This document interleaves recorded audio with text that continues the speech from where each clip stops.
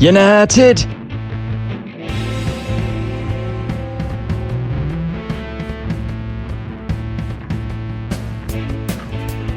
Welcome back to Very Biased Opinions. It is time for Premier League predictions part 1. But before I start, a little bit of housekeeping is needed. We are not going to be listing the clubs on the timestamps, just the positions. So if you want 20th place, that comes up first. We are only doing 20th place to 11th place today. On top of that, the Premier League predictions competition is now live. £400 worth of prizes, no buy-in, no anything. Just click on the link and sign up. It's below in the description. It's worth it. This is all in association with Grandstand Bettors, our fantastic sponsor that have been with us for over 2 years. They really do back us. We back them. Their picks are fantastic. I actually use them for my own betting stuff, and if that's what you choose to do, we can't endorse that enough. Now, the last thing is, we are an Amazon affiliate seller. There's a link below. You don't necessarily have to buy the product we're trying to sell you, but if you click on that link and then buy something from Amazon, we get a commission, and every penny that goes into this channel, we put back into it to try and give you a better product, more streamlined and better quality. With all that being said, it's time to get into the Premier League predictions, and I'm going to let Ian start us off. Ian, who is in 20th place in the Premier League? Unfortunately, the side that's coming bottom is West Bromwich Albion. Last season, they were promoted from the Championship in second place, so Slaven Bilic as their boss. But I think ultimately the main reason we've got them going down is just the squad doesn't look a Premier League one.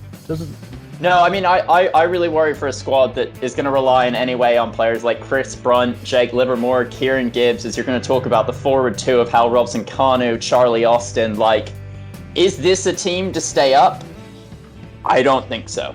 Through the Championship, these players were used to having a lot of possession, controlling a lot of games. They're not going to be able to do that in the Premier League, so it's going to be an adjustment of how they deal without the ball more than anything else. Slaven Bilic is a good manager, though, so they might be able to bring in some players and change the tactics around. Obviously, we are filming this before the end of the transfer window, obviously, so there may be some changes to the squad. I just want to say Matheus Pereira was excellent for them last season, and they signed him 16 assists and 8 goals. So a real quality player, and they also do have some, good players they had last season outside of those ones you listed, who were kind of ex guys who've been in the Premier League before. Dean Garner, O'Shea, and Bartley, excellent last season. So they do have talent there.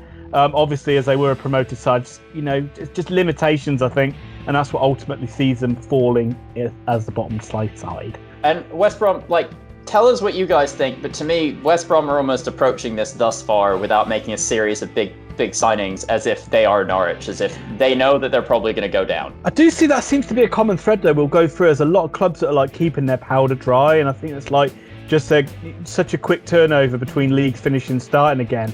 It's almost as if it's probably just going to explode on deadline day never before.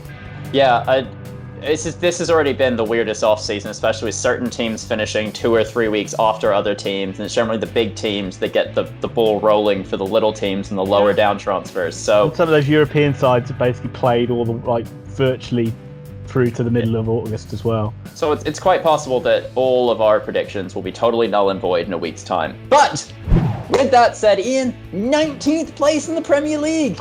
19th place goes to Aston Villa. They narrowly avoided relegation last season, but that was a minor stay of execution because we've got them going down this season, Tom. Dean Smith's in charge. Obviously, they kind of worked it out a little bit at the end of the last season. They were really poor pretty much all the way through until that final few games where they managed to string a few results together. But again, it's a squad that doesn't look that great. No, it's I'm looking at it, and you're going to have to hope that Tom Heaton or Lovre Kalinic in goal have absolute fantastic seasons, or Jed Steer if that's who ends up being in it. But I'm pretty sure it's Tom Heaton. You're really going to hope that Tyrone Mings, who did look a pretty good defender come the end of last year, can keep that going. John McGinn is key to this club. We said it when he got injured. It was a huge blow to them. Jota. But this is basically the same side coming in. And I like Jack Grealish as a player, but I don't think Jack Grealish is world class. And they kind of need him to be world class. And he got that goal at the end of last season, but he doesn't seem to be able to carry the team along. And they seem to be lacking a star striker or a star midfielder to just kind of push them over and keep them ticking over. This is what I worry about with this Villa side, which is why I agree that 19th place and they're probably getting relegated. Yeah, again, a lot of as you're right with Grealish, I agree with you, because certainly after that lockdown period where like every game was televised, so you saw a lot more of like each team, I thought Grealish was largely disappointing in most of the games. And this isn't a dig on him, like he's had some great moments, it's just he clearly has more growing as a player to do, and I just think Villa need fresh recruits and some fresh talent around him. He'll probably play better this season, but they need more. And as of late, they haven't signed anyone. It's a talented first 11 when you look at it. I mean, like Al Ghazi, Douglas Luiz, Wesley, John McGinn, as you talked about, Matt Targett. They're good players. Trezeguet, he got some goals at the end of the season as well, and they were good from set pieces. But if they have injury problems again, I just don't see the backups being as good. That is 2 of the 3 sides down. Who is the other side, unfortunately, going down with West Brom and Villa? I feel bad for promoted sides, but it's Fulham. They ended last season being promoted from the Championship. They're managed by the enigmatic Scott Parker. I think he's everyone's favorite player, manager. He's just a nice guy all round. He seemed to be very holistic in his management of Fulham last season. They played a 4-3-3. They were second last year in possession stats. They obviously spent huge the season before when they were in the Premier League. But I don't see the results this year changing a lot from what it was 2 years ago when they were in the league.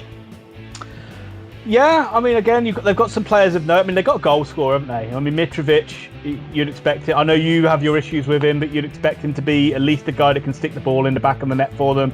Yeah. I'm interested to see, like, Knockhart. He's inconsistent and he's not been great at the Premier League level before. But they've got some, like Joe Bryan, he's an exciting player. Decordova Reid, Tom Kearney. They've got some exciting players, but again, it's squad. It's like, who, if they get a load of injuries to these key players, are the backups going to be able to come in and do a job at the Premier League level? Yeah, it'll be interesting to see how Alfie Mawson gets along as well. He had really high hopes earlier in his career, and he's not been bad, but it's can he hack it at this level? And for a lot of these players, it's can they hack it? And I think something we don't say when we do the other predictions, but we really do mean here, is like the Premier League is so nuts. Like, you don't see Bournemouth going down. You don't see a lot of these results. We're just looking at these teams and going, like, right now, looking at these players, we don't think that they're good enough to keep the team up. We don't think they're a bad team. We don't think they're a bad manager, but it is going to be a really tough year for these 3 teams. It's going to be tough for Villa, Fulham, and West Brom. And but as you say, as everyone will point out, no one predicted Sheffield United to do as well as they did. So everyone, we might be completely wrong with all 3 of these sides. Now, this may not be popular, but Ian, tell everybody who our team is to just narrowly avoid relegation in 17th place. Yeah, we've had a bit of back and forth about this, and originally I had this team in the relegation zone, but you've kind of persuaded me to put them just outside. But it's Crystal Palace. Last season they were 14th, but the end of the season was dreadful, absolutely dreadful. And I know they achieved safety relatively early, and it was a case of the players just down tools and left. But there seems to be some bad vibes around the club and some bad things going on behind the scenes. It seems constantly that Roy Hodgson is calling for backing, and the backing never seems to come. Never. The major plus point for them is the fact that it looks like they're going to keep Zaha again, who is an absolute star and a match winner for them. But for the last few years, Roy Hodgson's tactics are built on grinding out results and grinding out 1-0 wins. But scoring goals is a huge issue for them. Yeah. I mean, when I said earlier that I didn't think Jack Grealish was good enough to kind of push this team over the edge, when Wilfried Zaha wants to, he's nigh on and playable. I mean, it's he doesn't know where he's going. I don't think anyone knows where he's going because he's so quick. His feet have moved before his brain's even made a decision on what to do. Attacking wise, they have talent. They have Jordan Ayew up there with him. They just don't seem able to create anything. Andros Townsend might be one of these players that we look back on in 20 years and just go, what happened, mate? Because he has games where he's the best player on the pitch and games where he's non-existent. But one of the reasons I kind of thought they'll definitely stay up is they've kept Vicente Guaita, their goalkeeper, who was actually really good last year. Luka Milivojevic is an absolute beast in the middle of the park. Gary Cahill's an established centre-back. Yeah, he's going to get beat for pace quite a lot, but it's Gary Cahill. We've seen him do it year on, year out. We don't expect him to be terrible. Christian Benteke at the end of last season, the one thing I really liked about Benteke is he never stopped running, and it seemed like he finally understood that if he plays the Heskey role, at least he's contributing to the team, and he was really good at hold-up play, and I think you saw the players around him benefit. And the last thing that pushes me over, and we can talk about Joel Ward, Jeffrey Schlupp, a bunch of players that they have that I do think are Premiership players, James MacArthur, is they've signed Eberici easy. He's a midfielder, but he gets in the goals. And they signed from QPR. He did a really good year for QPR. I think he had like 20 goals last year. And if he can even bring 10 goals to the Premier League, if he can even Neo Maupay it, Palace don't go down. 10 goals. Good ask. Yep. Yeah, I also like Van Aanholt. I think he's a really good, underrated player that always contributes. And let's just say, penalty shootout competition between Milivojevic and Bruno Fernandes. Who wins? Fernandes, but it's 99 to 100.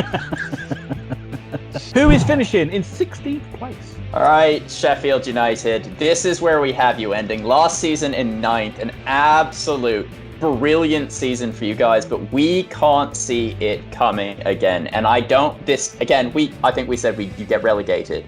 But actually, Ian, can you talk about them for a minute? Because I feel like I'm just waffling. Yeah, well, obviously they overachieved, as you've already said. I mean, it's a cliched quote of second season syndrome. And let's not forget, Sheffield United staying in the Premier League again is still a big achievement. And we've not got them going down. We just don't think they're going to be quite as good as they were last season. And a lot of that comes to not so much Wilder, but the approach other teams will have against Sheffield United. Last season, it was very much like, a lot of sides probably thought they could go into a game against Sheffield United and beat them. This season, they will probably be a lot more cautious against them and not allow them to kind of hit them on the counter-attack, hit them on the break. I think I see a bit of a Burnley situation happening as well, where Burnley qualified for Europe and played really good football for a year, and then the next season teams went, all right, you're a good footballing side, have the ball. And when they had the ball, all of a sudden they did not have the incisiveness. They weren't able to counter because other teams were sitting back, and they were like,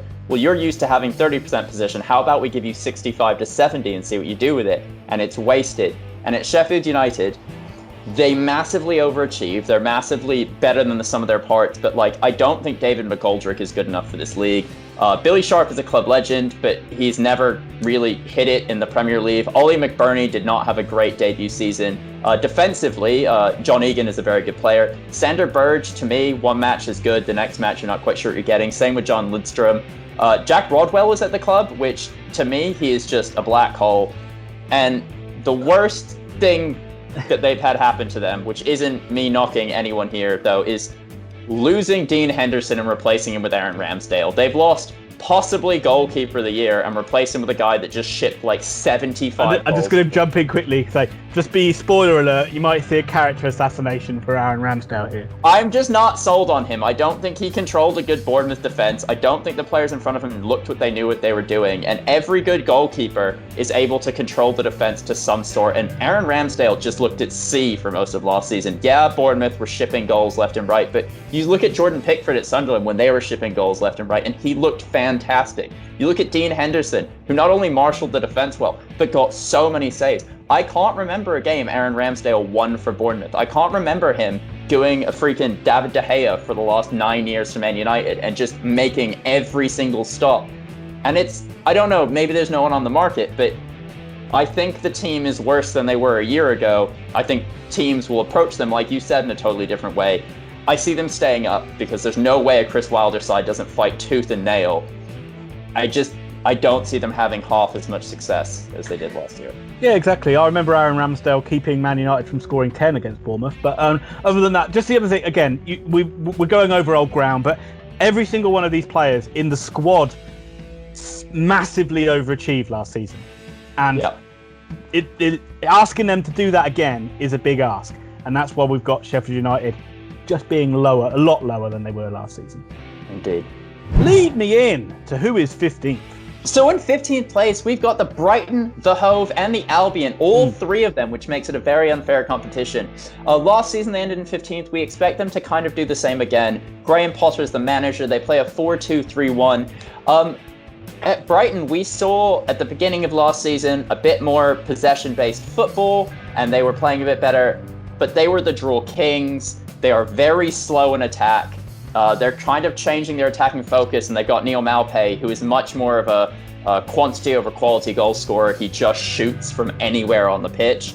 But the guy who should have been banned for life for mauling Jay Leno. We saw them beat Arsenal twice last season, so we know they have the skill to do it. We've seen Lallana come in, and he is a great player to unlock defenses, and this is the sort of player they needed. Someone who, when he gets the ball, isn't afraid to dribble, isn't afraid to drive forward, and can just slide a pass through. Den Donker and Joel Veltman have come in.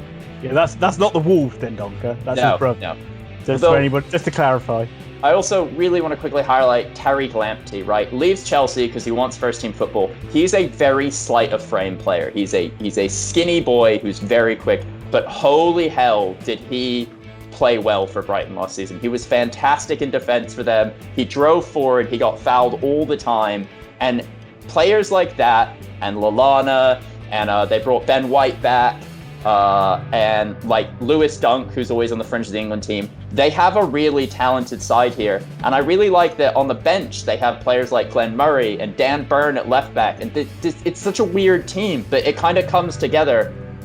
And I just think they're going to play better football than last year. But getting from the very bottom half of the Premier League to higher, it's a real progressive thing. Well, I got nothing else to add. Summed it up really well. A lot of Brighton and Hove information there. But let's move on, Ian. Let's talk about 14th place. Okay, you're probably going to expect me to launch into a tirade about how wonderful Steve Bruce is, but I'm not going to do that. Newcastle United are the side we've got in 14th place. Pretty similar to where they were last season. They haven't really moved forward that much as a club. Steve Bruce, as much as I gave him all the, talked about him being amazing all of last season, second coming of Kevin Keegan, all that jazz. I will love it if we. He's pretty much just a safe pair of hands, isn't he? He's just going to do a steady job and keep things ticking over. Failed takeover from Newcastle that dragged on for a long time. Eventually fell away, so they can't get rid of Ashley. So the club's never really seems like it's ever going to move forward. They never have the ball, and they don't score many goals. So they're always going to be limited of how well they can actually do. I think they've brought in Jeff Hendricks from Burnley, which I think is a good player, which hopefully will try and encourage them to play good football. But Bruce likes to play five. Like he plays like rather than three centre backs, he plays a back five, like 5-3. 5-4-1 for a lot of it. So they are absolutely set up to just soak up pressure and then just smash teams with the likes of St Maximin, Almiron and Joe Linton. And there'll be games where that works really well, and there'll be games where that doesn't work so well. But they still do have players like Dummett, Lascelles, and in goal they've got Dubravka, who's an excellent goalkeeper. So not much has changed. Lower half finish. No problem with relegation. I can't possibly see these guys getting even close to relegation. Joe Linton, Andy Carroll, and Dwight Gale might be three of the most hard-working forwards you've got. Miguel Almiron will never stop running. Like you said, Alan St. Maximin, we never know what we're going to get, but 1 out of 10 times. I mean, you need a player like that. Like some guy who, Newcastle fans, you always think if you've got a player like that, he can win a game of football for you. And they've got Martin Dubravka at the back, who's one of the goalkeepers of the season. We did our list on that, and he was absolutely fantastic. So thank you, Ian, for not doing a Steve Bruce monologue. I'm so glad we got to avoid that. And because of that, I'll reward you. Why don't you talk about the team that we have in 13th place? Hey, 13th place we have West Ham United, which is a massive improvement from where they were last season, Tom. What leaps and bounds they've made. Obviously, David Moyes is in there now, a lot like what we talked about Bruce. He's a steady manager, solid pair of hands. And he did make them better. They had problems when they came back after the lockdown. There was a lot of their Premier League status wasn't secure, and he managed to, comfortably see them up in the end. Oh, they were really good to end the season. Yeah, and I expect them to be really not have any relegation fears this season. Moyes, most of it he played 4-2-3-1, but he did change the tactics around quite a lot. I don't know how long. I mean, surely they can't have Antonio up front again. Surely. No, I think Jared Bowen proved near the end of last season that he was a really good signing. He's the future of this club. And between him and if Felipe Anderson can play through a winter, which we've seen South American players have a much harder time in winter, but he has so much talent, and you know he has the talent. And if Yarmolenko can stay fit for a season. Yeah, and if they can flank Yarmolenko or Haller, both of which we've seen do it on the big stage at other clubs, it's just not quite happened for them. Then this is going to be a really successful team. They've got Aaron Cresswell, who's a great player, Manuel Lanzini, who's a great substitute, who you can just bring on, and he always adds something different. Keeping Declan Rice is going to be absolutely huge right now. It is, but I thought he was disappointing last season. He needs a good year this year. He does need a good year, but the surprise of the season for me in that club was Thomas Soucek, who at the end of last season seemed to be scoring a goal a game, even if half of them were chalked out by VAR. I mean, what a guy. Scores in 2 consecutive matches to score his first goal for the club. Nope, VAR say no. But he just kept going, and Soucek and Bowen and Michail Antonio all ended the year on high for me. They still got Mark Noble in the engine room. They can't be as bad as last year. Like, they just can't. So, also as well, we haven't talked about goalkeeper, but Fabianski is massive for them. Exactly. And he had a really bad injury, and they struggled to replace him. Yeah. So we've got them in 13th place. I think that's probably where they deserve to be, but I don't think either would be surprised if they had somehow managed to get in the top half, because that squad is expensive. It's well put together. All they need is Yarmolenko turning into a Premier League striker, and they're there. In 12th place, Ian, we have Southampton. Again, another club pretty much finishing where they finished last year. Last season, they were 11th. Ralph Hasenhüttl is the boss. And Tom, you're probably not going to like him when I reel off this stat. He plays 4-4-2. Ugh, get out. But they were excellent. They had massive problems early on in the season. It looked like Hasenhüttl was going to leave, but they turned it all around, mainly through to the form of Danny Ings, who was absolutely exceptional last season, who proved why he got that move to Liverpool, because he just was absolutely amazing. But behind him, they also had great performances from the likes of Armstrong, Ward-Prowse. Notable loss, they have lost Højbjerg, but I think they were just expected that he was going to go to someone. He's gone to Tottenham. Kyle Walker-Peters is probably the only player that they've brought in so far, but I don't see much different from what they did last season. What about you? No, I mean, they got quality players, like you said. They got Bertrand, Redmond, James Ward-Prowse, Danny Ings, Kyle Walker-Peters. They got a really good team. But what I really liked is that despite that devastating, 9-1 loss or whatever it was to Leicester, he managed to get a really fluent attacking style where a player receives the ball and people move around him to receive it, which sounds really basic, but is actually really hard to get a football team to do, to move into space. And he seemed to really use Nathan Redmond to his strengths. Nathan Redmond is not a goal scorer. Putting Nathan Redmond in front of goal is dangerous because he has some aversion to these white lines and the net that hangs behind it. He likes to shoot around that area. But he seemed to really help Nathan Redmond find space on the left side of that attacking triplet, and he was always driving in at the end of the season. You just saw, and that's where he's at his best. Nathan Redmond's at his best, driving, pinning defenders, and playing the ball across. And he's done a really good job getting the best out of them. He got the best out of his midfield as well. Buffon had a decent end of the season. Jack Stevens plays the ball out from the back pretty well, and I'm sold. I thought he was a terrible manager, and this was a terrible club, and they ended the season so well that, yeah, Southampton, 12th place. Yep, and the last player just going to talk about is Shea Adams, who scored that great goal against Manchester City. Hopefully he has a good season too. And to round off this list, Tom, who do we have in 11th place?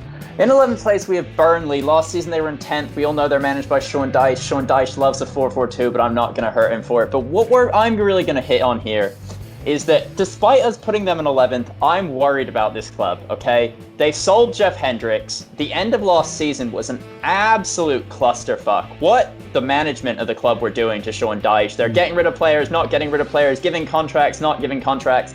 And Sean Dyche almost left. And you're sat there and you're going, Burnley Football Club is Sean Dyche. Sean Dyche is Burnley Football Club. And if he remains, this club is a solid mid-table side because he is a fantastic manager and he does a really good job of creating a cement-thick back four, a cement-thick midfield four, and tries to nick a goal up front with a couple of sharp rocks. But the gravel master himself is in for a really tough season right now if Burnley don't make one or two signings. I don't know what you think. I'd like to see Sean Dyche do like a year in Brazil and a year in Holland, like learning like the nuances of like tactics and how to play fast and exciting free-flowing football. And then why are you not putting 8 players in front? And he's like goalkeeper. What have you learnt, Sean? Tell us that he just writes 4-4-2 on the whiteboard. Yeah, I mean, look, they've still got a really good side, haven't they? Nick Pope's a fantastic goalkeeper. Tarkowski and me, solid as a rock. Westwood, Dwight McNeil, Wood, Barnes. You know, they're pretty much mid-table to upper mid-table Premier League side, aren't they? Built in. It's hard to see them really moving away from that.